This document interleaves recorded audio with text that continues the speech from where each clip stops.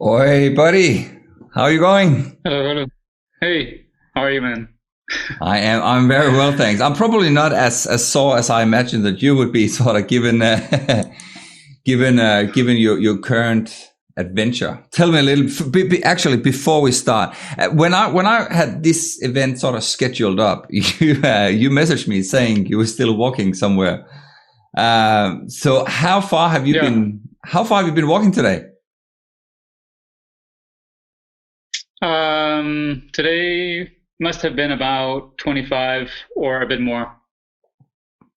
Sometimes it's 25. hard to tell, but yeah, I mean, I was walking from Itzehoe to Glückstadt, which is right by the Kieler Canal, and it's said to be less than 20, but you can't trust the distances that I see anyway, so it usually takes longer. Like the last 3 to 5 kilometers every day, or seems to be going forever every day. It seems like, yeah. So how long does that take to walk 25 kilometers? Um, about 5 hours. I mean, Wow. my pace is about 5 kilometers an hour, which is fairly decent. And Mm. then if it's slow, or fair, it's 4.5. And then if you really speed it up, like I did really walk fast today because I knew that I had to be on here. So I probably went up to a bit faster than that. So yeah, Awesome, awesome, man. Look, it's been a while. yeah, I'm sure a lot of stuff has happened since we had you on the show last time, which is a couple of months ago. Can you just run us through like what's been happening since the last time? And obviously, like we'll get back to your trip because I wrote down here you've been walking for since the 22nd of June, so you've been walking for about 3 weeks already. But like how did all this happen, and what was sort of like the whole catalyst to just start walking? yeah. Well, I was in a relationship in from February until May, and I really thought that that was going to be sort of the relationship that was going to be the one that established something, family, whatever. That was when we talked last time. We were living in the same house and so on. And it seemed that in the early part of May, we wanted to live different places, which was probably the best thing to do. But that seemed to be the end of it too. Um, so that was from the 8th of May. I lived somewhere else, and I lived actually very close to the school I was in the 10th grade. But in that area, there was a lot of farms and a lot of, you know, just rural area. And to process that, I just started to walk a lot. Which, I mean, I usually do walk, but I really needed to just process that because it was really difficult, very hard, to realize that this was not going to go any further. So I walked 2 to 3 times a day. In the morning, I took 1 to 2 or 3 hours walk, and then I went back, did some work, did another walk, and then I did that for a month, and I did a lot of personal work in terms of I had 2 coaches, I guess, or 2 people who I talked to every week because I was really going through a hard time. It was really difficult for me to understand that this was the end of that relationship. So one day on June 7th, I had a walk out to the ocean, which was about 10 kilometers, and I was going to meet my parents out there. And when I went out to the ocean, there was like this hunch of like inspiration or whatever, which just came to me, and it was very clear. And it's the only thing that has made me smile for a month. And that was, why don't I just walk from Denmark to Santiago in Spain, where I've been a couple of times. And then I met my parents, and we had a lunch, and I told them what happened, and it made me smile again, like in a really genuine way. I really felt inspired, and I felt like it made sense to me. And my parents could tell that it meant something. And 2 weeks later, I was on a train to go to Viborg and started walking. That's crazy. So you had only 2 weeks of preparation to do this. I mean, I did a lot of walking up until, so yeah, preparation in the sense of, yes, 2 weeks before. I mean, in terms of making the decision, or before I got the idea. But I probably walked 500 kilometers before that, I think, before starting. Right. So when you're doing these walks by yourself, like I said, if you're walking several times per day, what was sort of going through your mind when you were just, doing, if you've done 500 kilometers, that's a fair amount of walking. Yeah. I mean, in Denmark, it was really to process my new situation. It was really difficult. I mean, I can still probably shed a tear, because it really meant something to me. I mean, it was really, yeah, it was really special. And I started to really just focus on the present, when I was walking, just being really conscious about where I was, because I knew I've had, for the last 10 years, I've traveled a lot. And even today, I thought about you when you asked me in Australia, when we were in Broome together. You asked me, why did you go to Australia? Why did you go so far away? and that question was an important question, because I knew now that I was sort of running away. I think that was sort of my habit in many cases. Instead of facing things, or as much as maybe I want to, or whatever, I ran away, or and not because that was the only reason why I left, but that has been sort of an ongoing thing. And during the time after that relationship, it seemed that that I really needed to focus on being present with where I am.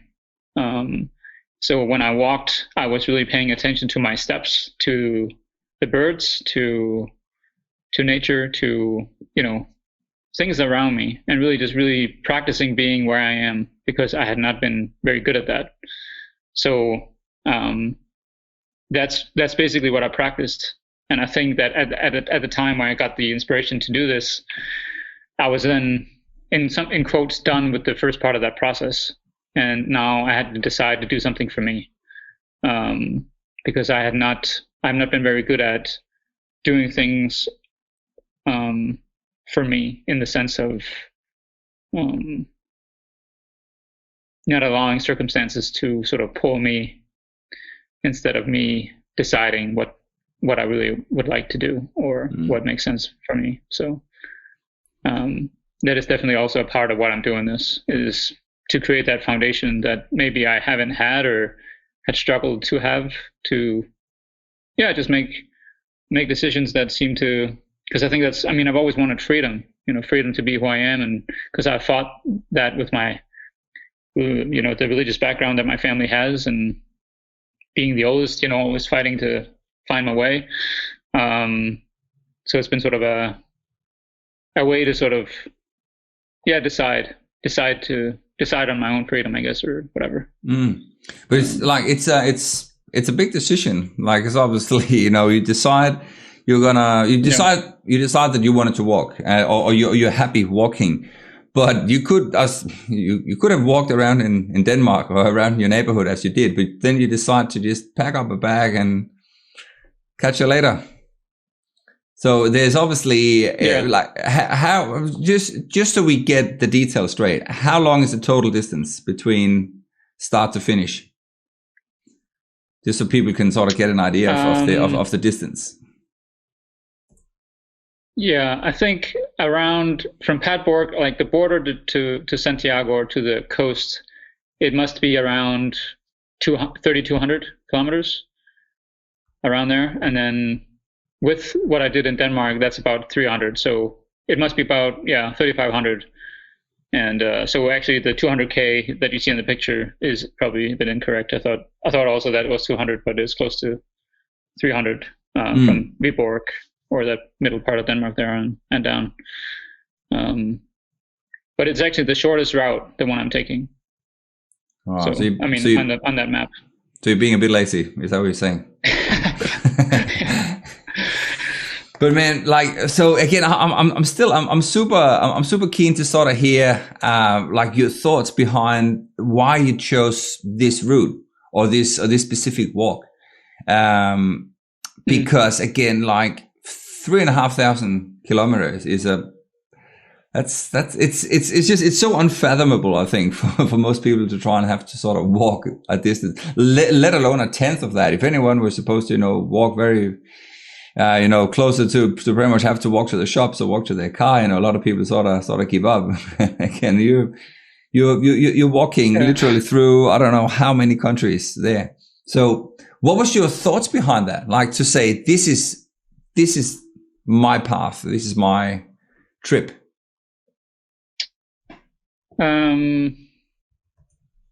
Yeah. I mean, I think I'm really trying to still understand what I'm doing, really. I mean, the direction itself was pretty clear in the sense that, yes, Santiago is definitely the destination if I'm walking that far. Because that is just a special place to end. And when you get to the coast, it's even more special because it's called the end of the world. So when you go there, you could literally not go any further. And there is a 0.0 kilometer marker that shows that you can't go further now. And that's the most beautiful thing, because it's really important that a beautiful journey can end. It should end sometime. And I think the reason for the journey before that, I think it's just, I don't know, it just seems to make sense that why not go through some of Germany, cross through Belgium, I haven't been there, and then, the first big halfway is Paris. I mean, how cool isn't it to walk into Paris? And so I think it's definitely part of just adventurous spirit, along with that the final destination is pretty much set in stone. But I mean, I started the walk without having to finish, and I still feel that I'm free to stop whenever I want, because I'm walking to really, and that's why I'm calling it sort of walking. I'm walking towards a new life, because that's really what I'm doing. I really feel like there's so much I would like to give to the world or to myself, and it's been difficult to know what that really is after that relationship stopped. So I think I just needed to do something that was bigger than I have done it, but with a bit of better intention, which is not running away, but it's really walking towards something better, something good, something that has meaning or whatever. So So what is it you're hoping to find? Obviously, if you're saying you're sort of walking towards a new life, have you got anything you're hoping to find on the other side, or is it just sort of embrace the unknown? Yeah, I'm practicing that, embracing the unknown, trying to surrender to whatever has to happen. Because the last many years I've tried to so many things, as you know. And a lot of it has been has fallen, maybe not fallen short, but the quick accomplishment has come fast too. With either DJing, being on stage, playing for thousands of people or 1,000 people, and writing a book and publishing that. And there's been many things where I kind of very quickly I did something worth some kind of that was significant, but it seemed the motivation to keep going was just stopped too. And I know that I've tried to find whatever it is on the outside of myself, all the time. And that's why this journey is also important, because it's so long that I really need to establish the things that that I really would like to, the human being that I would like to be, because I've kept trying to look forward in people and places and things, and it's not because all of that has been bad, because it's been amazing experiences, but there's just a part of me that sort of that lacks some kind of ground, some foundation, a clear path of what my life actually is about, and that's also why I'm trying to just surrender to whatever that is, really just care less about what's going to happen, but do it because there's something burning inside of me that kind of needs to do this for whatever reason. Something that needs to see the end of the world and get to that 0.0 marker. Yeah, I mean, when I think about that, I know kind of how I will feel, because it's been so special the 2 times I've been there, walking through Spain and Portugal, and even though it's only been 30 or 40 days, I know that being able to, if I really am able to go all the way down there and everything is, staying healthy and all that stuff, regardless of anything else, I just know that will mean something big, something that has a significance of whatever it might be. So for sure. I'd love to still go back to sort of when you started, because when you said you had 2 weeks of preparation, like this is a long walk. There's a lot of logistics that needs to be sorted. Like you need, because you're obviously carrying your gear. You need to find places. I'm guessing here, but you probably need to find places to sleep. You need to have some destinations to reach every day, or at least have a good idea of sort of where to end up. So how did all that come about? Yeah. So, I mean, I had most of the equipment, and I have a lot of experience in terms of what I need. But of course, this is a longer walk. So, I mean, I had my backpack. I had, you really don't need a lot. Obviously, I have 1 pair of pants. That's it. I have 1 pair of shorts, and I have a handful of t-shirts and shirts, and a sleeping bag, a tent whenever that's needed, and then some toiletries and so on. So the only thing I bought of new was a pair of pants and power bank for my phone and a few items there. So I had most of the things, and I also knew that in Denmark it would be fairly easy to sleep, because the Hervejen, which goes all the way through Jutland, that has small pilgrim hostels, which only charges what is that, $20 or something, or $15, not a lot. So I knew that in Denmark it would be fairly easy to sleep, but I didn't know how it would be like in Germany. And before, when was that? I tried to write a few places. Yeah, I was on a Facebook page that had to do with the Camino. I think all the Caminos are people walking, and I wrote out if somebody knew about the German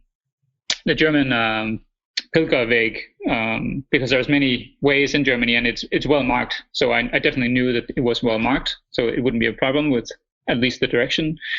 But I didn't know where really I would sleep. So I got a list in Padborg, I think it was. I got a list sent from someone with a list of places to stay in each town that I was, in terms of the direction that I was heading. But as I experienced in the first town, which was called Oversee or something, the first town in Germany,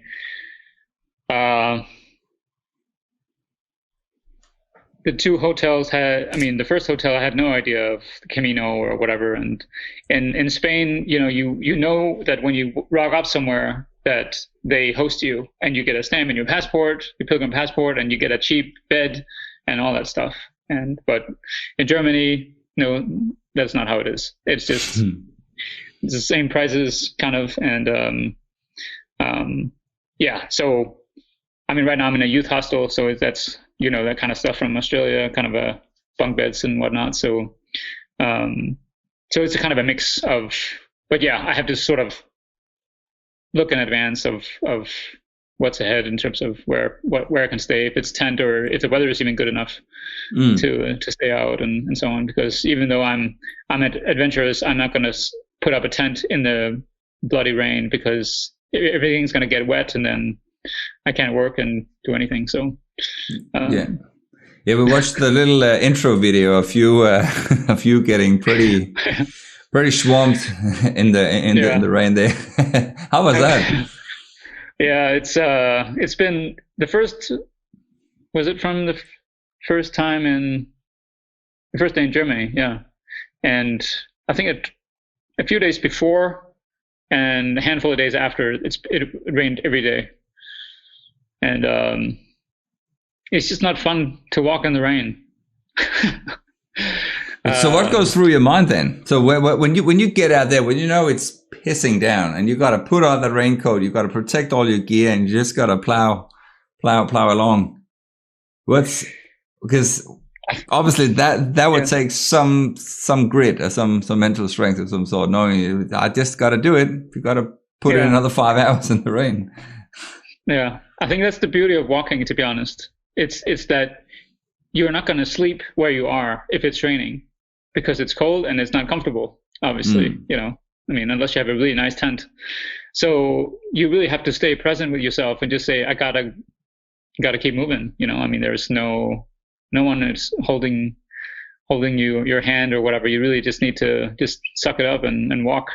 And that practice of just taking responsibility for that, you chose this. You chose to be here. Oh yes, you chose to do this. And it's fucking raining, and the life sucks. And I would rather like have a spa by a naked woman or something. It's not possible at all. You can also really feel like you're really looking like a fool. I mean, why the hell would you do something like this to yourself, right? But again, walking is such a beautiful thing because you cannot rush things. If you do it for too long, your legs will just crash. You just can't speed walk for 25 kilometers. I mean, unless you're really trained, and it just makes you have to stay present. You have to stay with where you are, and I think that's both what I need, but it's also the beauty of walking, and you just have to find your way. I mean, it forces you to think. It forces you to just be present and make decisions and build some mental strength and all that good stuff. So, in regards, but I said with regards to sort of mental strength and pushing through, have you had some days where you didn't know where you were going to end up? You didn't know where you were going to sleep? Yeah. How do you cope with that? Because I think a lot of people, I was about to say, like, people in general usually like to be sort of fairly organized, especially when it comes to ending up somewhere where you've got to have a shower and a warm bed. Yeah. I think I actually am fairly comfortable with that thought, because of all the traveling I've done. So there's been so many times where I've been in that situation, and I know that in a town it's always possible. So at the end of the day, I mean, if it really sucks, a hotel usually is an option. And if I have to walk 5 or 10 kilometers more, I mean, it's not the end of the world. But it is definitely every day that kind of almost like every day it's like, yeah, where am I sleeping? The next day or whatever. And but what is so beautiful about that is that you trust that things will work out, like we've talked about many times. And then I thought about this today. It's like every day I'm experiencing gratitude of actually being able to take a shower when I arrive. Every day I'm satisfied with that I can actually be inside, or that there are, that is an option, and maybe I can go out and get something to eat. And it's becoming more and more satisfying to understand how to appreciate things. Because it's really also because I know that in Spain, on the Camino in Spain, it's very easy, because you have everything, everybody, there are so many who have walked there, so it's very easy to find accommodation. There is no real problem. Here, I really have to stay alert to weather and to, it's a bit more challenging. But it's just here recently, the last couple of days, I've really started to appreciate, really to start to understand. Wow, every day I'm experiencing gratitude for being able to take a shower when I can, or when somebody, like yesterday, let me in their house through couch surfing, actually. And I was able to get a meal and wash my clothing and that good stuff, and it makes you appreciate things, the very simple stuff, Yeah. Tell us about that experience and how you found them, because obviously, like, couchsurfing is for people that don't know, it's a community where you can offer someone, like a stranger, and a approved stranger, to come and stay with you generally for free. So you're saying so you found them and you stay there. Yeah, Tell us a bit about that. I started to think about that would be a good option, actually, couchsurfing, both in terms of cost, but also because of I've forgotten about that as an option. But of course, that is a good option. And yesterday I was actually supposed to walk further than Itzehoe. I was supposed to go to somewhere a bit more south, 5 to 7 kilometers further. And I actually had a bed there, a place to stay. But then Michael wrote me, a German guy, who was in Itzehoe. So that meant that I could save 5 or 7 kilometers, or however long that was going to be. Very nice. I rocked up and, just got the room, and we took a dip in a lake a couple of hours later, and had a spaghetti and had a talk about traveling, and yeah. So what did he think of your adventure? What did he think? He asked me a lot of direct questions. Like what? Which was very, no, he was just very, very direct in terms of why I'm doing this and that, or also just general things about who Danes and Americans, and we talked about a lot of different things, but, I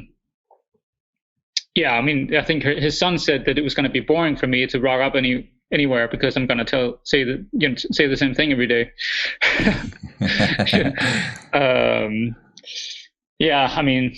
I don't know what he asked, to be honest, but it was kind of the same thing, I guess, why I'm walking, and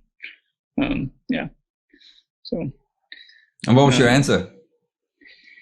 Just the same, walking towards something new. And see what happens. I think that's sort of my only answer, really. So another question I just thought of, when you were sort of talking about couch surfing and saying that you saved a bit of money because you could stay on that couch. How have you how are you funding this? Because I'm assuming if you have to sort of stay at hostels, and you got to eat every day, and all that. Have you got a budget, or? I'm trying to have a budget, but I am working while I walk. So I'm working from my computer, and I can make a living even though I walk. So it's actually not so hard. In sense, financially, it's not that I have nothing coming in. So I have. Oh, that's good. I have a couple of gigs, so I have income. So fairly easy in that sense. But I do try to not stay in expensive places every day, and I definitely hope that the weather will be stay more stable, so I can use my tent more. It is European summer, so which is kind of like the same as the Australian winter here. We've got about 18 degrees, and it's sort of raining on and off. I keep joking and telling people it's the same as summer back home. So, but no, I hope it's going to get better. Yeah. So you've been doing this since you started on the 22nd of June, and we now have the 13th of July. Mm-hmm. If you go all the way, yes, how long do you estimate that would take?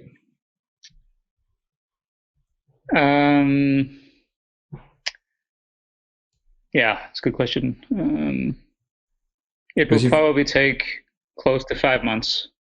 Wow. Yeah.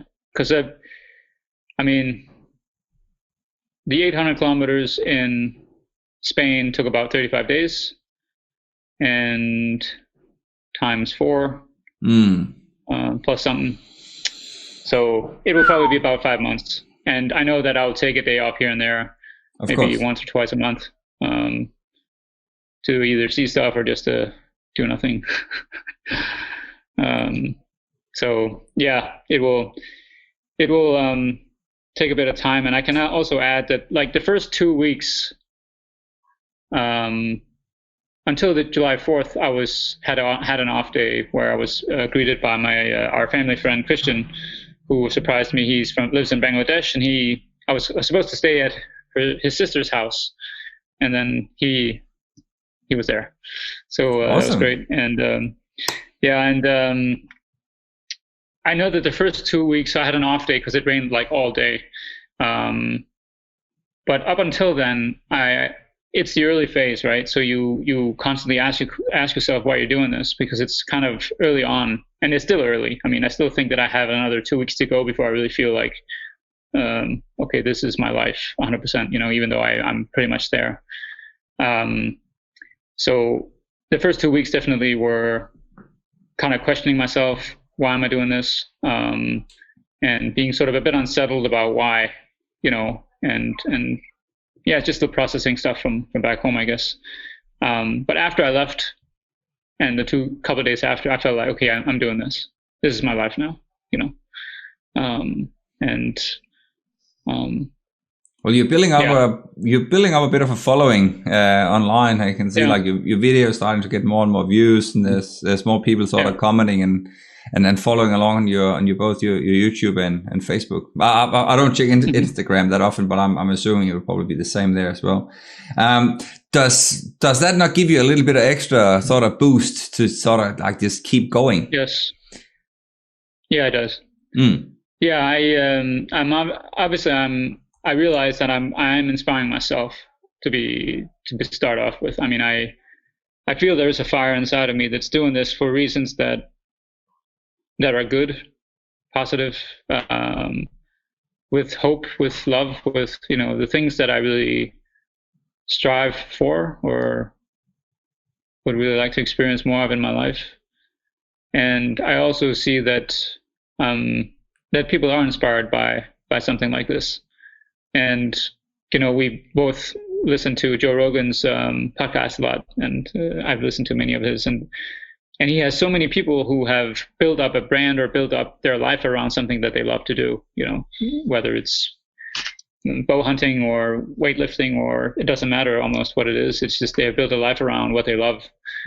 And I think I just would like to be that guy that builds a life up around what he loves to do, and is free within that. And that's not only walking, I think, but it's part of it, the journey of life, the adventure in life, and being able to help people and inspire people through that, through those experiences. Because I know that, I mean, walking is such a metaphorical way for life. It's such a beautiful thing, and I think you can only really appreciate it when you've done it. But it's just, you walk out there and you can't see nothing. You can only see 500 meters or a kilometer away, and then you can't see it any further. You don't know what's around the corner. You meet people every day. You say goodbye and hello every day. Here we say moin, right? The Schleswig-Holstein, moin moin. But my point is that every day is changing, right? I mean, I'm waking up every day. There is a new day, literally a new day, where I'm walking towards something new, a new place, new people, something new. And it is an adventure. And every time I rock up, the day ends too. But so I'm kind of practicing the journey of life by understanding that it changes all the time, but that it also is an adventure every day, And I think I just really like that idea and like that thought, and to practice that, so that when this is done, or when I feel that this is sort of, I've gotten out of this what I wanted to, or what is enough, or whatever, I then later in life can just have that as a foundation for, okay, I sort of understand how to live now, or I have experiences that I can back up, the way I want to live or the way I see life or something. Yeah. Well, I think the really admirable part about it is the fact that you're okay with not necessarily finishing it. So you're okay with I might do it, but I might not, and that's fine. All I'm doing right now is just important to just keep going. Yeah. And again, and even more probably admirable, the fact that sometimes you don't know where you're going to end up on that given day. So you just, like, you open yourself up to whatever is going to happen, and whatever is going to happen is going to be okay. Yeah. And that, I think that would scare the vast majority of people in the beginning, because people like security. People like, the mobile phones and their Facebook, and, having people around the corner, and probably not the fact that they are walking somewhere in a, in a crazy country and just have no idea where they're headed. So that itself, like I said, I'll take my beanie off for that. It's super admirable. And yeah, I can see why a lot of people are inspired by it, or sort of like I can see why you're getting more and more traction by people following you, because it is something that a lot of people like to watch, but they would never have the courage to do themselves. Yeah. But in regards to sort of the logistics of it, obviously, like you're walking nearly half a marathon, or sometimes more, I'm guessing, per day. So you need to sort of replenish like a lot of calories. But like how does a day work in terms of what you eat and what you drink? Yeah. So like a standard day, obviously wake up, I pack my bag, and then I try to plan so that I have for breakfast. So that's, a few pieces of fruit, some nuts, something that just gets me started. I could definitely plan a bit better in terms of buying something where I could just bread with stuff on it or whatever. So I need to get better at that. But I definitely have things so that I have a morning or a breakfast or whatever. And then I walk, and I should probably take more breaks, but I just tend to go. So every day is about 5 to 8 hours of walking, and then I take breaks in between there. For a lot of people, that's a whole day at work. Like that is crazy, man. Yeah, it's definitely a lifestyle, I guess, and it becomes what you do. I mean, it's sort of. But it's just beautiful every day. I mean, it just has its beauty. It's tough every day, and even though you walk maybe 5 hours, it still feels tough. I mean, it's challenging every single day, but the body just seems to be able to recover. I mean, of course, I need to eat and so on, but I could probably eat more. I think actually, I think I could eat more. Standard day, wake up, breakfast or eat along the way. And then I walk and maybe take a break every 1 or 2 hours for a little bit. If I feel like it, if I feel it's needed. And then, during the afternoon, depending on, like today, I called to just make sure that they had a bed or that I could stay here. Then I rock up, and I do video throughout the day. So I try to document as much as I can, just so that people can get an idea of where I'm walking from and what I'm thinking or what's happening. And then when I rock up and I'm sort of settled, I do my regular work that I need to do. And I edit the video and post it, and then I'm done. I mean, so every day is very, very, it's kind of the same. I mean, like any that many days are, and if you have a 9 to 5 job or something. So The only thing that's different is that I'm moving to a new place every day. Slightly different. By foot, just a little bit different, yeah. But it has a rhythm, it has a kind of a rhythm in terms of how it's and it's important. So it makes it easier, I guess. So how many hours roughly? How many hours sleep do you get per night, or have you got like a minimum that you'd like to get? Because again, I'm assuming it'd be a little bit taxing on the body, just a little bit. Yeah, but sometimes it actually, like last night I slept, I think it's between 6 and 7 hours. You would think that I would sleep a lot more, but I also feel in really good shape, and I mean I feel pretty energetic in some sense. The first days in Denmark, I actually slept. I didn't sleep at all. I slept a very, very few hours, and I don't know if it was just because I just started or the energy was up. I was, things were happening in my mind or whatever. But twice I slept outside in Denmark in shelters, and it was sort of cold and moisty, so I didn't sleep really. But it hasn't not seemed to affect me in terms of my energy level when I'm walking. So, yeah, I think about 6.5, 7 hours a night.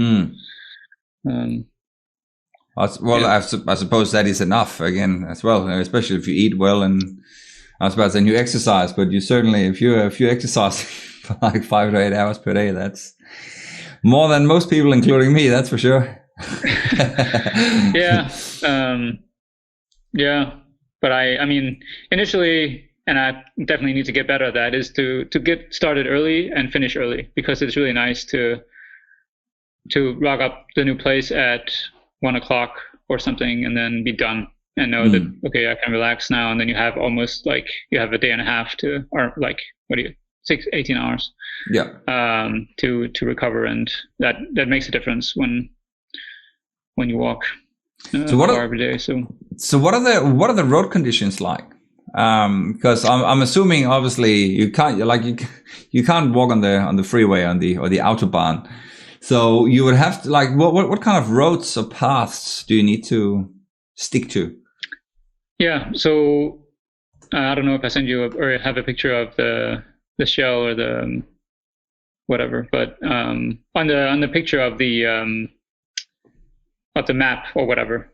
Yep. There's the little shell thing, and here in Germany it's called the pilgrim, and it has that symbol of the shell of a seashell. And the reason for that is that back in the day when they literally walked to the end of the world. They thought they would fall off, and then as a proof that they walked or had finished or had been out there, they took a shell back to prove that they were at the end of the world or at the beach or at the whatever. So that's sort of where it comes from. So you're actually not supposed to have a shell while you walk, but now it's a symbol of walking towards Santiago that you have this shell. So, but the yellow shell is a symbol of the way. So like all the red and the blue ways that you see on the map has the symbol on them. So it's all many poles and whatnot. So you can't really miss it unless you look at your phone a lot, which I do, and then you miss markers and you walk too far, and that sucks. You walk both on concrete. Like the last few days, it's been a lot of forest and really nice in between forest and fields. And even though it's been concrete, it's been very nice to walk there because it's just flat. Other times it's, kind of rugged or stony gravel roads. And in Denmark, there's a lot of gravel roads because it was the Helhammer. So like the whole story from actually Denmark to where I am now, or just left, they used that road for cattle. So the farmers, they walk down all their cattle to sell in Germany. That's why it's called the Oxenweg, which is like the way of the ox or whatever, however you want to. So there are symbols and maps and so on, and that's why a lot of the way is gravel and stony and so on, because it was used for cattle back in the day. So it's kind of still the same roads you walk on.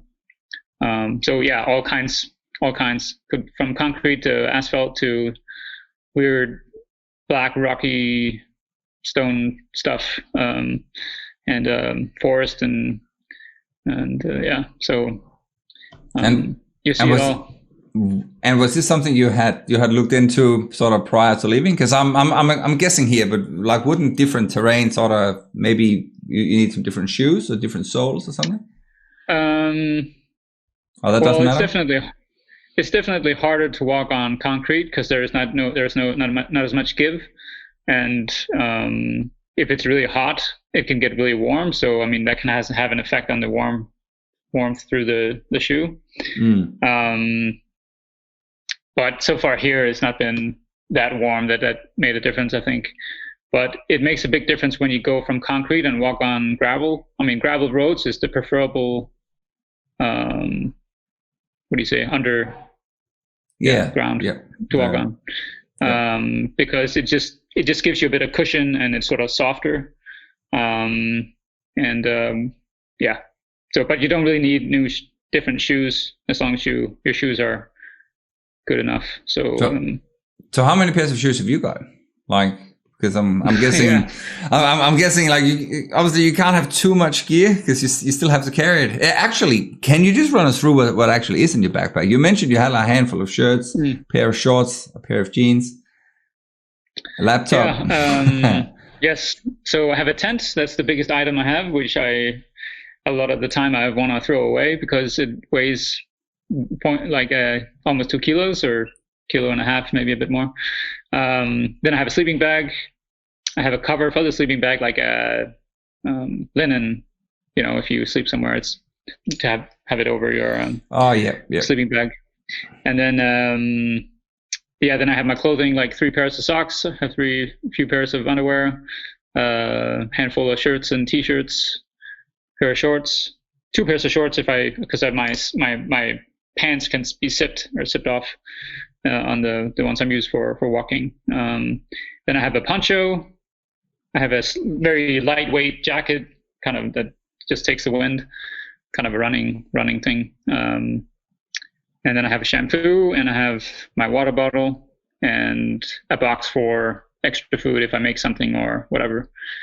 And then I have my toiletries. I have some deep freeze stuff. I could have showed you here. Don't have it with me, but some deep freeze stuff, which is really good for sore muscles. It sort of cools down the muscles, and it really makes a difference for when you have sore stuff going on. For everybody who is listening, the best item that I have, or most important item, is tea tree oil. Tea tree oil is the best product that I know of when it comes to your body or whatever. And if you have any blisters or cut to the skin or whatever, maybe not big wounds, but if you have any cut to the skin or blisters, when you puncture the blister, for example, you want all the fluid out because you want the tissue or the sort of the skin. What do you say? But you want you want all the fluid out so that the skin, doesn't sound so nice, but you want the skin to be a cushion so that it doesn't hurt so much anymore. So the tea tree oil is a sort of an organic antiseptic, which goes in and cleans it, and then it dries it up really fast within a day or two. So that means if you have a really bad blisters, you can fix yourself very fast. And I use it all the time if I have a cut or a blister or something, because it works really, really well. So that's probably the most important item, really. And then toilet stuff. And then you have shoes. And then you have your shoes. Tell us about your shoes, man. I have them here. So you only have one pair. I have one pair with me, so I know that I will probably have to buy a new pair at some point. Actually, I bought the wrong ones. Oh, really? Why is that? Yes. So I've had these shoes since my walk in Spain. That's the only type of shoe I have had since then, because they're just perfect for me. But the ones I have here is without Gore-Tex, which is the fabric or the material that they use so that it keeps water out. And when I went into the usual store in Denmark that I buy my shoes, they didn't have the ones I usually have in my size. So then I looked up on the internet to find the same shoe. I ordered the shoe, and the first day it really poured down here. My shoes got crazy wet, and I had no idea why. It never happened before. And then it happened again. As you saw in the video, that was the second time it really poured down. And I couldn't understand why my socks and my feet all like got totally soaked within the first 5 minutes when it poured down. I really didn't get it because it never happened before. Because usually I have Gore-Tex, right? So that keeps the water. The shoe, the reason why I like this shoe is because all the moist or the sweat or the heat from the feet can go through the top of the shoe. Yep. And then the Gore-Tex can keep the water out, which is really nice because then you don't get so many blisters because you keep your feet fairly dry when you have your smart wool socks on. Yeah. And then the Gore-Tex keeps the water out so you don't get wet feet, and because that really sucks. But I didn't get them with Gore-Tex, I guess. I just got the shoes, and I thought that was what I ordered, and I didn't really pay attention, I guess. So I know I'll get my feet really wet when it's pouring down. But so that's why I'm hoping that it will be more stable the weather. Well, I suppose you can. By the time you change these ones over, you should be able to get them somewhere in Europe. Yeah, I hope so. Yeah, I'm curious to sort of hear how the whole COVID situation has that affected any way you've been. In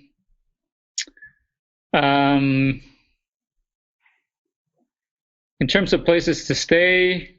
No. And in Germany, in the store, everybody has their mask on. But it doesn't seem to. I was surprised because I crossed the border into Germany without even knowing it, because I thought I was going to go through some kind of control or whatever, but they opened up Denmark again, or Europe, so I was surprised. I didn't realize that, but I just thought, okay, there's probably going to be control there. But I haven't really. I mean, of course it's there. I mean, here, they take their precautions and whatever, and it's how it is everywhere. Which is kind of, it's in some ways the situation that I'm in terms of this whole idea is that I feel I'm walking in reality. Say, like, I'm walking, I'm free, I'm me. There's nature. It seems very pure and organic, and then you come into the cities, and there's just something wrong. Like, what's wrong here? Like, there's this strange thing happening in the world now, and it just seems very odd.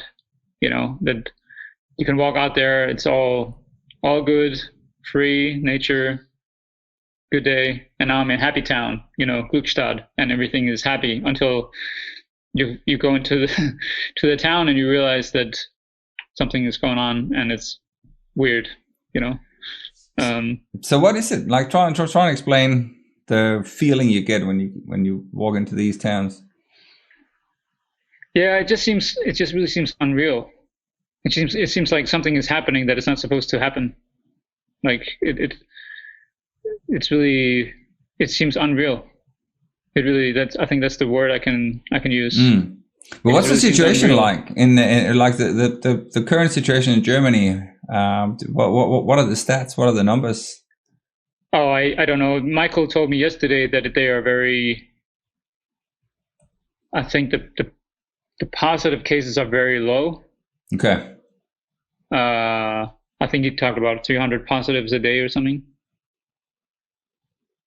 Well, I suppose Germany is a pretty large country, but 300. Yeah, it's so crazy because obviously, like where we are here is quite different to the rest of the world because we are so isolated here in Western Australia. But I think the main thing and the reason why I'm asking is because there's no community spread cases in Perth or in Western Australia, but you hear about that pretty much everywhere else in the world. and Germany being big. And if you're saying they've opened up the borders and stuff, it's to me that sounds a little bit sort of like, it makes me feel a little bit uneasy. You know, the fact that, you know, there's people out there, if you know what I mean. Yeah, I mean, people definitely are mentioning it, you know. But I also feel like I'm not hurting anyone, and I'm not close to anybody, and oh, of course, you'll be fine. Yeah. Like doing what you're doing, sort of just, you know, walking by yourself along the oxes, and yeah. And the deer. So I saw you had a fun video when, you know, there's a deer. Yeah, there's the deer. Good. Yeah. I've seen way more animals than I've seen people, I think. Wild animals. Well, isn't that lovely? Definitely than pilgrims. Like, yeah. That's fantastic. So, yeah, but I've only seen the 3 pilgrims so far since I went into Germany. Yeah. And what sort of defines a pilgrim? Like, if you're saying you haven't seen many of them, like what do the pilgrims do? Except pilgrims, for obviously wanting to pick up the shells. Yeah, they walk far. They walk somewhere. What defines a pilgrim? Yeah, so like, because I'm guessing not many other people out there would sort of be on the same path as yourself. Yeah. So what are they doing different to you? I mean, the 3 I've met just take shorter trips. The first one I met was also from Denmark, but she took from Slesvig. You can go east to Kiel, and so that's a different route, but it's also shorter. But I mean, it depends on whatever. I see a lot of people on bikes, so I've seen a lot of those. And I've seen a couple. I met them a few times along the trail, and they were from Hamburg, and they walked from Flensborg, I think, and they're gonna end here. I think they said here in Glückstadt. But I don't think I will meet many at all. I think maybe I will meet. There's chances I'll meet a few more when I go into Belgium or France, because I do think that more people can definitely see themselves walk to Paris from their hometown in Belgium or Holland or something, because it's more manageable. It's kind of closer. But I'm pretty sure, almost guaranteed, that I'll definitely see more pilgrims from Paris, because Paris is definitely a manageable. I mean, it's long, but from Paris to Santiago is definitely manageable. So I think I'll see more pilgrims from Paris. Well, that sounds to me like you've almost, like, you've set your mind on that already. Paris is definitely. I mean, I say if when I end up there, I will finish. That I'm pretty sure. Then I'm like, okay, I got Paris down, because it's a big deal. It's like halfway. So I think that crossing into Paris, huge city, and I know I'll stay there for maybe 5 days or something to just chill and see Normandy or whatever, and try pastry and some baguettes and stuff. Get some calories to sort of stock up for the next trip. Yeah. So how many days, how many months, I suppose I should say, are you away from Paris? I will probably enter Paris in the end of August. Wow. Yeah. That is crazy. So the end of August, Paris, and then I think I'm not 100% sure. I think there's about 1,400 left. But it could be a bit more. 1,400 left. 1,400 sounds like a lot less than 3,500. So. Yeah. So, but I have to calculate that, but it doesn't matter. Yeah, it'll take the time it takes. But it's straight down. So the good thing about that is that right now I've gone more west. Yep. But from Paris, it's basically, just straight down to Bordeaux, and then to the French Camino, or to the Saint-Jean-Pied-de-Port, which is sort of the hub for where people start the Camino. And I can say, actually, that I can confirm that pilgrims are coming in every day to Santiago. So in the pilgrim's office, there's hundreds of people coming in every day right now. So right. So it's a good sign. Yeah. And so now that you are sort of, what are you, about 20% into it, you are you're documenting your trip quite a bit. So you're posting. How often are you posting your videos? Is that daily? Yeah, I try to do a daily video. Yep. I mean, it's kind of rough edited. I'm just trying to journey of the day, and trying to finish with the stamp. I'm trying to show you. So that's the one for the day. Nice. And that's sort of the official pilgrim passport from the cathedral in Santiago. So this is actually 2 because wow, I need a lot of stamps, and I think I have to buy 2 more of these to put on to have enough. Wow. Yeah. So that's, but it's, I mean, Michael that I was with yesterday, he asked me, why do you want to take or have these stamps? Why is that important to you? I mean, first of all, it's something to do every day. That this is the goal. The goal is to get this stamp for the day. It's sort of like a proof I was here, Yeah. But it's also a memory. I mean, it's a memory. Like, this is going to be a memory Bible kind of thing. I can look back on this and say I walked for fucking long, and I think that's, I think this is part of being a pilgrim, is just to sort of, you're proving where you were and you're documenting where you were, and it's also actually can be important. I mean, in Santiago, they can see where you have been, so they can actually verify. Because I mean, usually you should have your stamp from churches, or I just do some hotels because some churches are not open or whatever. So right, okay, so you don't need to go to a specific spot to get a stamp, or you just need to be in that city, or how does it work? Yeah, I mean, that's at least how I do it right now. I mean, in Spain or on the regular Camino, you get the stamps at the pilgrim hostels. So there are specific pilgrim hostels where pilgrims go. So it's only for pilgrims, and then you get the stamp there. And in Santiago, they know who those are.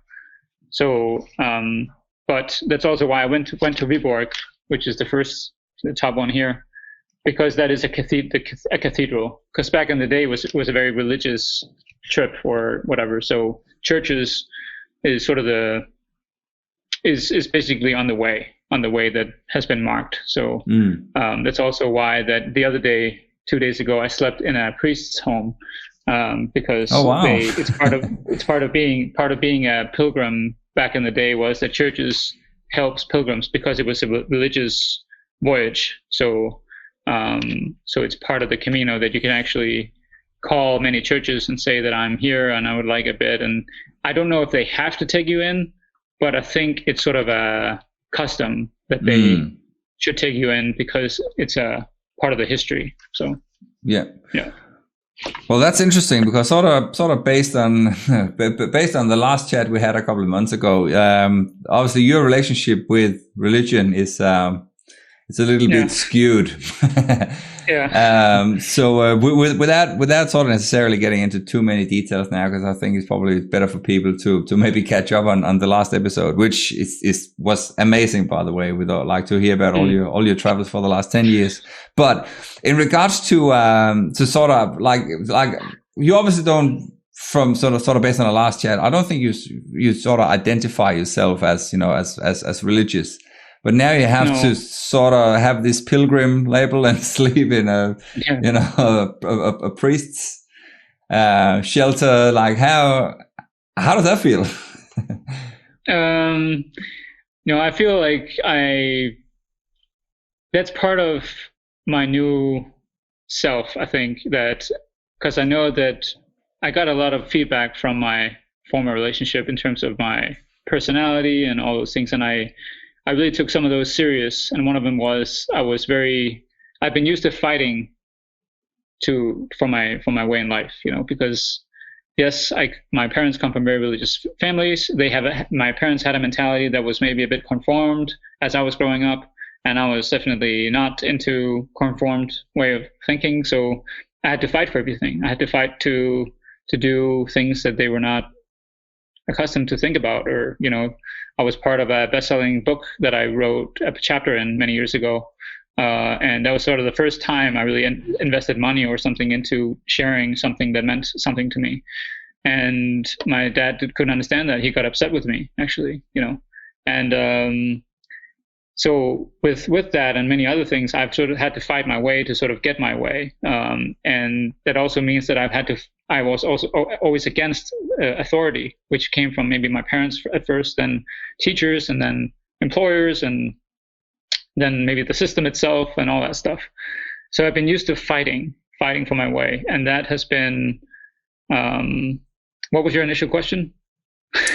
I was like, in regards to your, like your relationship with religion, and now, now you're sort of staying with priests, and you so like it's a pilgrimage, which is associated with churches and all that. Yeah. So, I have realized that it has been an internal fight to fight for the sake of fighting. It's been sort of a habit, and the last couple of months has really made a big change in terms of just stopping that fight. Stopping that fight. Don't go against things, and it doesn't mean that you should agree with everything, but it doesn't help anything to fight it, I've found. So, but it's been a habit to fight against authority or ideas that I didn't agree with or whatever, and it's much easier to just accept that people think differently, and do your best and just accept that things that people think differently. And maybe I'm not religious in that sense, but I can have a conversation with a priest. I mean, we can all be together and we can all talk together, even though we are not thinking alike or doing the same things. So I've tried to just let go of the fight, and it has helped me a lot. So I'm actually not thinking too much about that. Yeah. So sort of like when you're out there sort of walking and stuff, is this something that is sort of still in the back of your mind? So, the whole upbringing and all this fighting or internal struggle, having to sort of prove yourself, wanting to do something, literally like walking a different path in life. Yeah. I mean, it will always be with me, I think, it will always be with me as how I was brought up and so on. Yeah, I mean, I don't think I'm thinking about it in the sense of, I know it's been a part of my life, and I don't think I'm sort of past the stage of having to fight it or defend it or all those things. Yeah. At least enough to walk towards something new. That's better and more me. And yeah, I mean, walking is a meditative thing too. It's sort of, you can get sort of in a trance-like state when you walk, when you get into a really good rhythm, and just kind of like a runner's high, I guess, in some sense, where you can really get into a nice rhythm and you're just there, really in the present moment, just step at a time, and you're just going out there. And when you feel strong, it's really amazing. It's really amazing to just really be present and just feel yourself, just go out there, and you're in nature every day outside, and there's so much beauty in it. And yeah, I think that's why it's interesting and fun to do every day, I guess. It's so cool, man. when you're walking out there, like, do you just walk sort of in your own head, or do you listen to music or podcasts, or do you just enjoy your surroundings? Most of the time, actually, I do it without anything in my ears, because I don't even know why. It just seems to be how I walk, I guess. Sometimes at the end of the day, I put in Eddie Vedder with from Into the Wild soundtrack, which is from a movie Into the Wild, if people know that, with an adventurous guy. And I listen to some music once in a while, and if I just really need to, let's listen to some beats and so on. But and then maybe a podcast or an audiobook. But it's actually not been that much. It's probably 10 or 20% of the time, I think. It's not that much. Wow, so, I'm super fascinated by the fact that you're just doing this, and especially the fact that, as I said earlier as well, that you just sort of taking one day at a time. I mean, you didn't do too much prep and stuff. That is, it's super admirable, man. I appreciate it. Yeah, I it's not easy. Right now I could cry because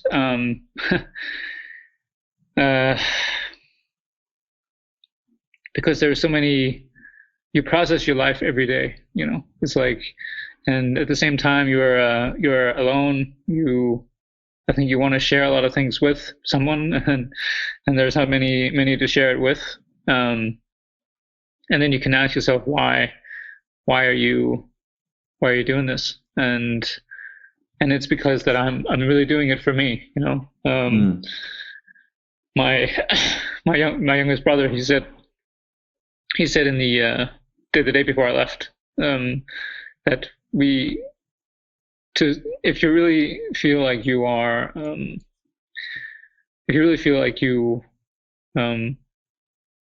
because I've been very I've sort of been a person that really got easily attached to things or people or something, and he said something that I have thought about since, which was you really need to be able to stand by yourself, totally alone, and be okay standing by yourself in your life. And I have not been able to do that. And I think that's one of the reasons why I'm doing this. To just really feel that I can, that I don't have to be codependent on anybody. I can actually live and be self-sufficient, and I can be there with my thoughts and emotions and myself and my character, and really appreciate that. And I think that's one of the reasons why I'm doing this, maybe the main reason, to just really feel that, yes, I can do this. I can be self-sufficient. I can be confident and do this, and inspire myself doing it, and perhaps maybe it will do some good to others, and that's perhaps the fire I feel inside, that I'm doing it for something that's kind of selfish, maybe very selfish, but something that I know is selfish for a positive reason, because I know that when that's sort of said and done or has manifested, then watch out, world, because here if I can come, So Well, when I hear stories like that, which again super powerful, I'll get back to your brother after, but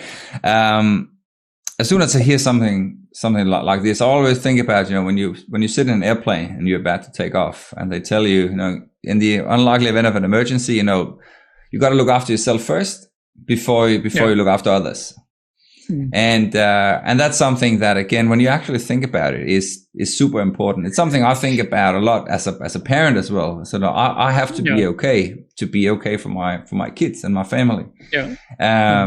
So it's like what your brother said is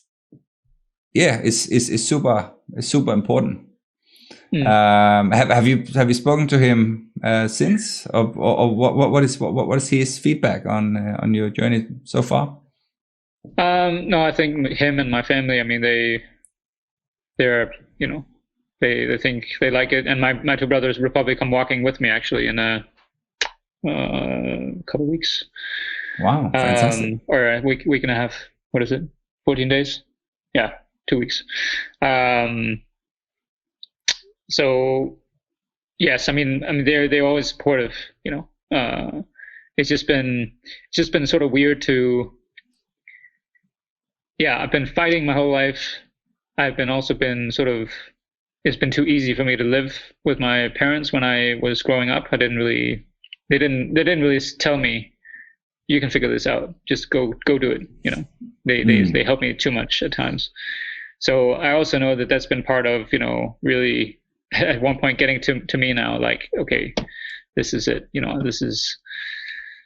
I mean, I have to just freaking. And that's also why a lot of the feedback and that relationship was so difficult to see end, because I really started to take that feedback or take myself seriously. I really just realized that, okay, if I don't do something with the personality traits that I had or have, that this relationship will end, because how I can't live with myself being reactive or being in different ways. And it's been part of this last few months to really take myself serious, look myself square in the face and say, if you really want to be who you desire to be, you really need to work on it. And I think that's also why I'm doing this walk. It's just I have to manifest the things that that I strive to be as a person, as a human being, to be good at, I want to be a great friend, and sometimes I really felt like a horrible friend, and I would like to be a good brother and a good son. And sometimes I feel like I've let my family down so much because I'm not where I should be. And then again, with relationships, there's so much I want to give to others, and I feel like I've been unable to do that. And that's probably what saddens me the most. There's so much I would like to give, but the foundation for it has just been a bit weak. So yeah, I just really just trying to manifest the good, I guess, or a better foundation and things. So what is, like, when you're saying that you don't feel like you are the best brother or the best person that you could be, why do you think that? Because again, it sounds like your brothers and your family are very supportive of what you're doing. Yeah, I've been used to not feeling good enough. I think that's been sort of one of the core things, and I think the only thing I can trace it back to is the religious part of my upbringing. When you're in a rigid way of thinking, which is about right or wrong, you are wrong a lot because you can never be perfect. So that means that you're always sort of condemned or whatever. And I think that because of my family, they saw things very black and white. I took that in, as a kid, and very easily started to wanting to live up to something, not feeling good enough often, and it's been with me for a while, and I'm just tired of it. So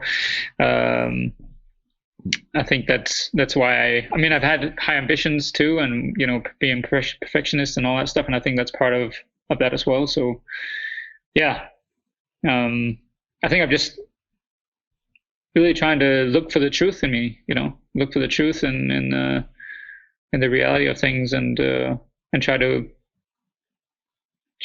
not hide from it. Yeah. Not hide the truth, or hide what's real, or hide what's important. So, and I think that's why a long walk is important. I think just really to be get used to that, practice being being in that state. So yeah. So what is important? Because that's obviously the stuff you want to try and chisel into. Yeah. So when I did the first video, day 0, before I started the walk, I called it Walking Toward a New Life. And the 3 things that I've sort of can circle, what do you say, can see that as a foundation is that, of course I would really like to experience or be in a relationship that makes sense, that where you can create a life together and share a life together. Because what I've discovered is that when you share things with others, it becomes real. And that's why I think love is special, friendship, especially when you share experiences, it becomes real. It just, it's that's why we want to share things with each other. That's because it's where life happens. So that's sort of a really important thing that I would really like to experience. And then I would definitely like to have a base somewhere, a place that I really love to be. And maybe I can travel from and come back to, but definitely a place where I feel like, okay, this is home. This is where I live. This is where I like to be. And then do what I love, and if that's writing or creating or helping people or talking to people and adventure stuff, or I think the last part is definitely where I'm sort of more unclear about how exactly that's going to look. But I think this trip is part of establishing that as well somehow. But those three things are definitely the core things that I'm sort of in a subtle way in my mind looking for in terms of, okay, that's what I would like to happen, But dude, let me tell you this, man. I think you live in the real world. I think pretty much, again, the vast majority of people, including people listening or watching this, are so tied into the grid. They are. I'm one of them. I spend hours every day on my phone looking up what everybody else is doing, talking to people like yourself, hearing some super interesting stories from time to time. And that is kind of like almost like the escape from that surreal matrix world that I think most of the world has become. Whereas you're out there, man, like you're out there, not necessarily being disconnected from it, but you get to experience, as you said, 5 to 8 hours every day where you get to hear sounds of, the birds singing and the oxes out there on the ox trail and all that. I think people need that. Myself included. Like, we just moved into a new house, and at the back here we got a lot of bushland. So the kids are now starting to ask to go for a walk. But when we go for a walk, we're still in suburbia. You're out there, man. Like, you are walking across Europe. Like, even just saying that sounds stupid.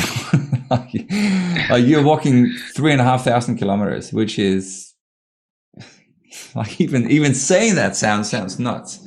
But that's what I mean. Like you are. I think you are in that extraordinary bracket of people. Thank you. But again, of course, you are there for, like, you're on your own journey, and obviously you got to find what you got to find. You got to find out, as your brother said, a way to sort of stand or walk for yourself, walk your own path, and be okay with that. And honestly, fuck what everybody else is saying. So even to a certain extent, like I said, fuck what your family thinks about it, because you, as I said before about the whole mask that drops down at the airplane, you got to look after yourself before you can do any good or look after others.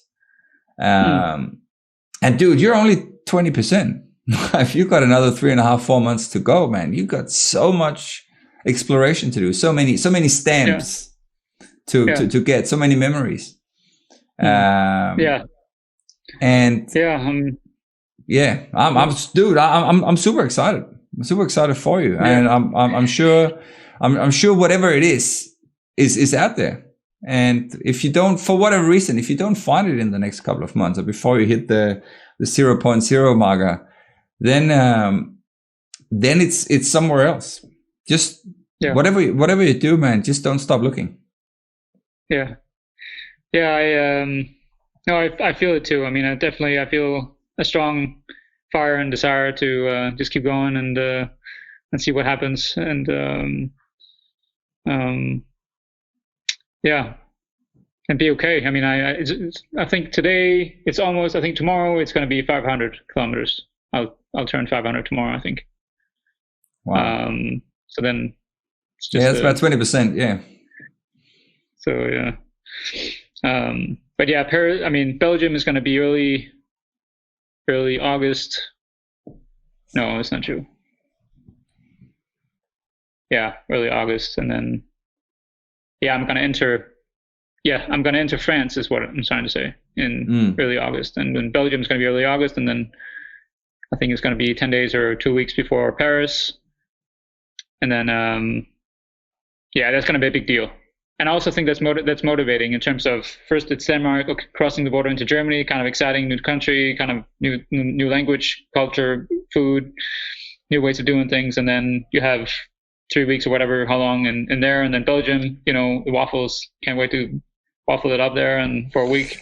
Man, don't just even you talking about it now makes me all jealous, man. I love I love all the European food. I'm stuck down here with the traditional pub food, like your steak sandwich and a chicken palmy. That's so exciting. Of food. Yeah. And then, don't take photos of food, man. And then, but anyways, and I think it's a really nice motivating factor sort of on the side when it comes to the walk, that the different countries and different cultures. And I think France is obviously going to be the longest walk. I think that's going to be I don't even know. It's definitely going to be a month and a half, I think, before I reach Spain. That's crazy, man.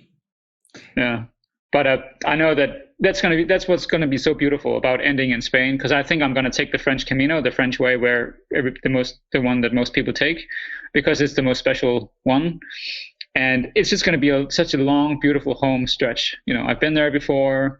I know it's easier in terms of accommodation, and I don't have to think too much about that. So I think it's going to be a beautiful, beautiful finish. Because it's just, I love it down there. So I miss it. That's why I think I'm heading that way. Dude, you're like, you're there already. Like like you're going to finish this. Like how you're talking about it now. It's like you're visualizing it.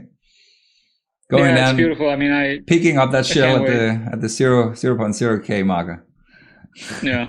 No, I mean, definitely when the thought when the thought comes in with standing there at the end because when you go out there, it's a lighthouse at the end. So you walk out there and it's not a trail anymore. So it's just kind of walk back and forth to that lighthouse. And when you're out there, it's just people, some pilgrims, they burn their clothing and they throw their shoes in the water, and because it's the end. It's the end. There's no more walking. But again, this is very early, and that's also why I'm like, okay, I need another couple weeks, and I think Paris will sort of tie the knot of, okay, I can finish now. The halfway mark. Yeah. Dude. So, yeah. What's next? So let's assume, because to me it sounds like you already got this sorted in your head, which is the hardest part. Where do you think the future might take you? Would you do something similar somewhere else, just for the sport of it? And again, let me also say this. I told you that last time as well. Dude, you need to write a book, man. You need to write a biography about yourself, because what you were talking about on the last podcast we did a couple of months ago was fucking insane. Like what you've done the last 10 years is people wouldn't do a fraction of that in a lifetime. And that again, that motivates people. And that's whether you believe in have a religion or not. It's so inspiring, man. And because again, it challenges people's belief of what's possible, even. Like doing silent retreats and, like living up on the mountainside in Spain for a couple of months, and like doing your retreat in India and New Zealand and stuff, and America, and doing the Camino twice and stuff. I was like, stop! Like, where does this stop, man? Like, and now you're doing this, which effectively is gonna take you almost to the end of the year. So how do you top this? Like, yeah, but I think that's maybe what I'm looking for, is as a foundation to live from, because I feel like this trip is the biggest adventure of my life. And I also know that because that other relationship ended, my thought process also was, if I should ever be able to do an adventure like this, do such a long walk, this is the time. This is the time for me. It's the time for, if I ever want a family, I won't go away for that long. It sort of culminates with things I love, long distance walking. It culminates with, philosophy or thinking, or, just practicing life every day, and so yes, a book will definitely make sense and something I would like to do, and I definitely would like to come out and speak more. I mean, I would like to inspire people if I can, or and yes, perhaps if it makes sense, then take some trips that are interesting, but I would probably prefer to do it with the love of my life, or someone to share it with. And of course, that'd be fun if I could do adventure trips with people, or sort of combine long distance walking with facilitating speaking to people or something like that, maybe. Why don't you do some of that now? Like you're out there. I understand. Obviously, you're in people speaking German, and you go into France and stuff. I don't know if you speak those languages, but a lot of people would understand English. So I'm thinking out loud here. Maybe you could sort of book in some chats at some different schools, or high schools or something. I'm thinking like high schools would probably like a good spot, because people when they're young, they finish school, might be a bit restless. Maybe you could inspire someone to do something similar and go out and do a little bit of soul searching. Yeah, that's a good idea. Good idea, definitely. I'm thinking because you have all the content out there. Like you're posting daily. You're doing all your updates, like photos and stuff. So it'd be fairly easy for people to see and follow where you're at, because you obviously have the whole map, that shows you where you're going anyway.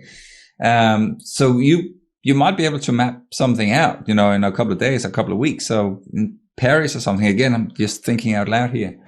It's a great ideas. Yeah. I think it will be easier to think about that when I'm a bit further, because I definitely think that the foundation for the trip is not really there yet. I mean, 30 to 40 days, then I think I'm okay. Now I'm there. And then definitely I can think more about that stuff. And I also think it will do something good to begin to meet people. I mean, I know I have a few people that hopefully will come down to walk with me. And that can be part of that as well. And definitely, I mean, definitely good ideas in terms of if I have connection somewhere, maybe they will have somebody to come and talk and so on. I mean, good ideas, definitely. But again, like before we sort of wrap it all up here, in regards to when you were talking earlier about you'd like to maybe potentially be coaching people or sort of sharing good ideas, or sort of sharing experiences and stuff. Don't forget, you are doing that. You're doing that by doing this.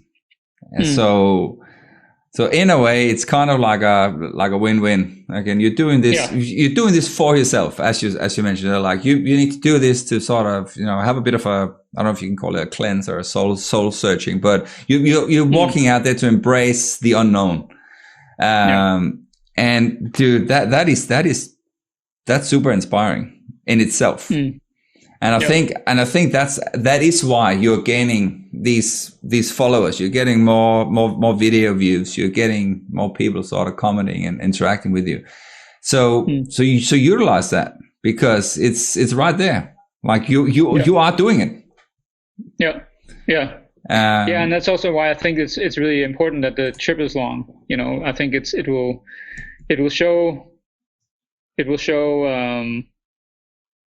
itself what the maybe the purpose is, or the result is, or the inspiration is, or whatever. I mean, it'll naturally come through the process, or the walk itself, so I definitely would like to continue what I'm doing right now. So well, I will tell you something. You said you were 6 weeks away from Paris? It doesn't matter how far away you are. Yeah, it must be around 6 weeks, I think. When you hit Paris, you find somewhere with a good internet connection, and we'll do another chat. Yes. Because I need to. I need, like, not just me. Everybody needs to hear this fucking ridiculous adventure, man. And again, and people should definitely check out your story as well. So please do name drop wherever people can go to be up to date, to be up to scratch. Yes. So I think definitely YouTube is the best. Yep. I could probably post more pictures on Facebook and Instagram. Maybe I should do that, more pictures. But otherwise, I think YouTube is the best in terms of this journey, because I am documenting from start to finish in short. I mean, I'm trying to get around 5 to 6 minutes. It's a bit difficult, but that's the best way to just follow the journey, I think. So YouTube, it's /user or /C Gideon Nilsson, and otherwise just search my name, Gideon Nilsson, or Journey Navigator Gideon Nilsson. And then on Instagram, it's my first and last name. Yeah, it's Gideon Nilsson, Nielsen. And then with an extra N on Instagram, and then Gideon's Journey on Facebook. That's my personal profile, because I think it's better right now to just use that one. So where did that Enok, where did you get that from? Because that's sort of your online name. It's so my full name is Gideon Enok Nilsson, and I guess I just kind of dislike my last name because it comes from a family's belief about whatever, and I don't know. I would rather just Gideon Enok, but Enoch is also a biblical name, actually. In the Bible, it's spelled CH, though, I think. Right. But it's one of the first names or people that you see in the first chapters, I think. But yeah, it kind of sounds like a Greenlandish kind of name, but I'm not from Greenland. Why don't you change your profiles to that? Because that's much more unique than Nilsson. Like you have Nilssons everywhere. I don't know. Can you change that to? Can you change that? Absolutely, okay. Absolutely. Okay. Yeah, maybe I should look into that then. As long as it's not taken. So anyone who's listening, this don't take the name. But yeah, absolutely. You can update both your Instagram. I'm pretty sure you can do it on YouTube as well. You can definitely do it on Facebook. So as long as it's not taken. So do that right now when we're done here. Yeah, have a look. Because again, just me thinking out loud. Again, if you don't like Nilsson, and again, Nilsson, like it's the same as Smith in England or Australia, then change it properly to Enok. Then it's also going to be the same on all your platforms. Sure. Again, yes. Just my thoughts. Yes. No, I appreciate it. Buddy, just before we round off, have you got, again, you probably know this because you've seen a couple of my other shows, but have you got any, and this is where your coaching comes out, have you got any sort of tips and tricks if anyone is sitting out there and wanting to do something crazy or think, wow, this guy's onto something, I might want to try and do the same? Have you got any advice to people out there? Not necessarily if they want to walk across Europe, but if they have something like an extraordinary dream, an extraordinary idea they would like to pursue. I think it's just really important to listen to yourself. I mean, it's kind of a trivia, or what do you call it? It's what everybody says,